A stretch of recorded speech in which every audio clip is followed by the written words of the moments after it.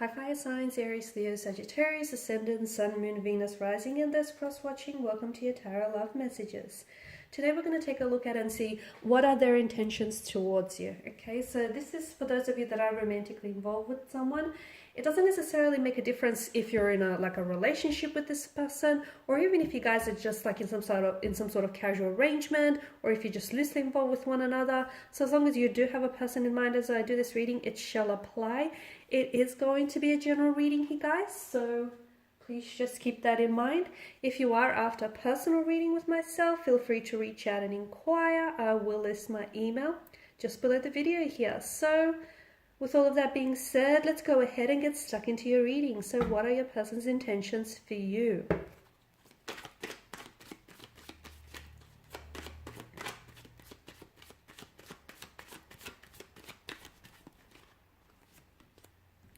Okay, you have the High Priestess here, the Eight of Swords here, the Emperor, Strength, but that's come up in reverse and it's sort of focused on the High Priestess, isn't it?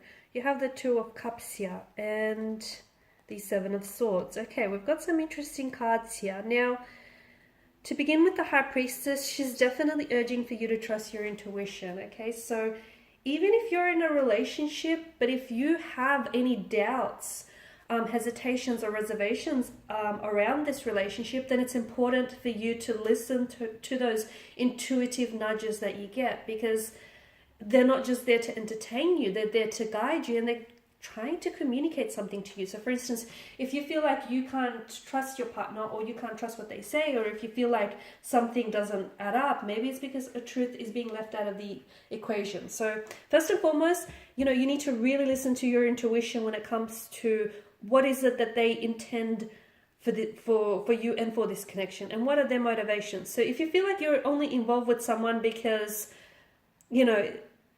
or if you feel like they're only involved with you because they just want to, it sort of helps pass the time by and it's a good distraction, and if that's what your intuition is trying to communicate, then there may just be some truth to it. So it's very important to listen to whatever it is your intuition he tries to communicate, even if whatever it is it's trying to communicate to you is not something you want to hear.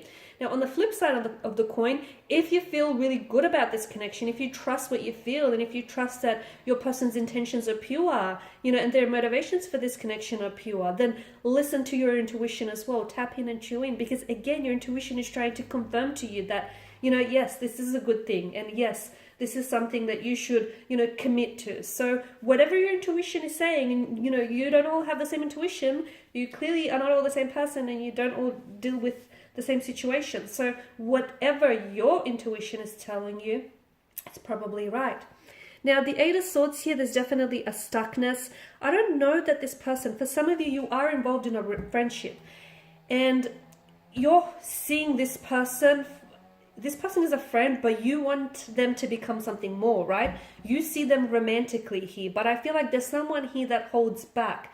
Maybe they don't necessarily see what you see, okay? Maybe they're scared to move forward romantically, and this is especially for those of you that are involved in a friendship and you want to turn things romantically, okay? You want for romance to blossom within that friendship. I feel like your person is scared to move forward. They are scared to jeopardize the relationship, the friendship here. So if you do go romantic with them, they're scared if things won't work out. It's not that they're preempting the worst. They're just being realistic about it. What if it doesn't work out? What will that do to your relationship? Will it jeopardize your relationship? Will that mean things become really uncomfortable to the point where the two of you just fade out and no longer speak to each other?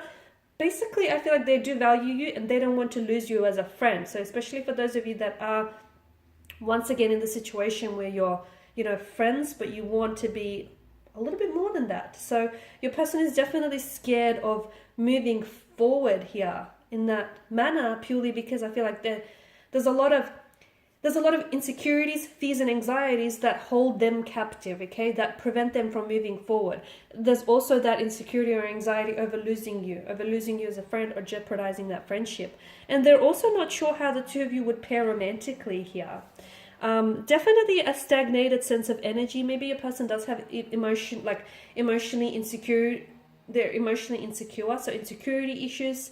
Because I feel like you're not necessarily like to me, it feels like the growth of this connection is stunted.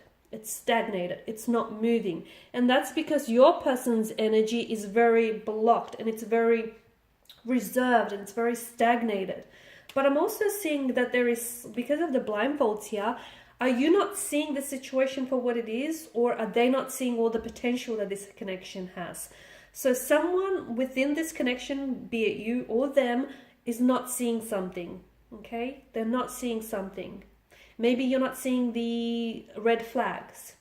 Maybe this person is not seeing the potential. Maybe this person is not seeing something that may be right in front of them, okay? But I definitely feel like someone here is, they're shackled, okay? They're scared to move the relationship forward, or they're scared to enter into a relationship, or they're scared to turn things romantic here because their insecurities, their anxieties, their fears, their low self-worth here is what's keeping them shackled. It's what's keeping them stagnated.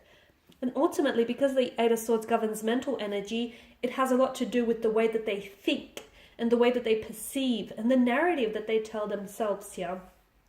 I also pick up a very stubborn energy around your person, like they're not very fluid, they're not very adaptable, so not very malleable. So in a sense, you know, if they make their mind up about something, they're quite headstrong, and as a result, it's not very easy to influence or change their opinion here. Strength reverse, I pick up like a weakness within the energy, or like a low confidence in adequacies, a lot of self-doubt, insecurities. That's what I'm picking up in your person's energy. And I feel like those are the very things that prevent this person from being in a relationship, okay, or entering into a relationship, or pursuing things with you romantically. There's a lot of insecurities within their energy here, a lot of self-doubt here. This person doubts themselves too much, too much. Could also mean that, I don't know, that is there...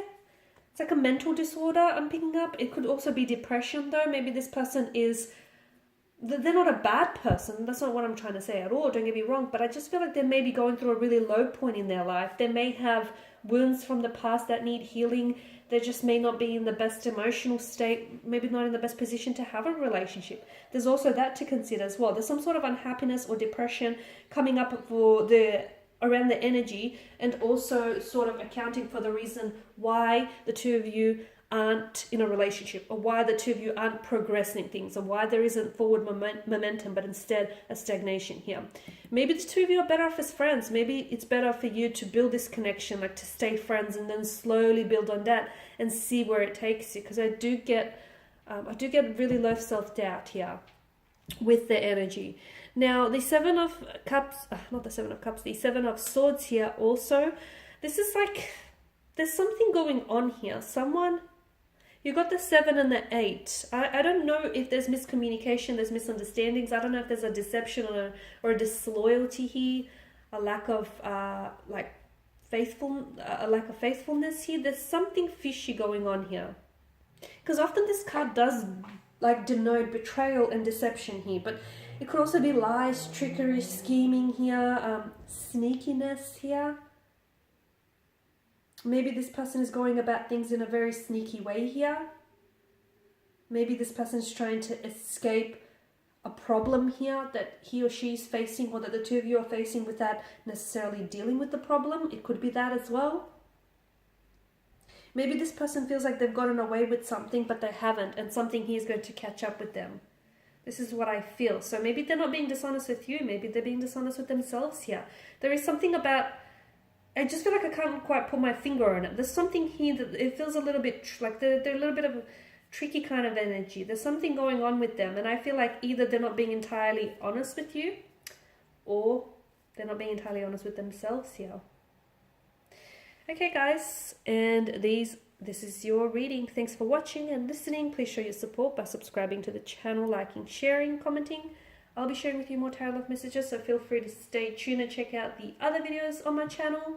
Thanks again for all of your support. Those of you interested in a personal reading, feel free to connect. Bye for now.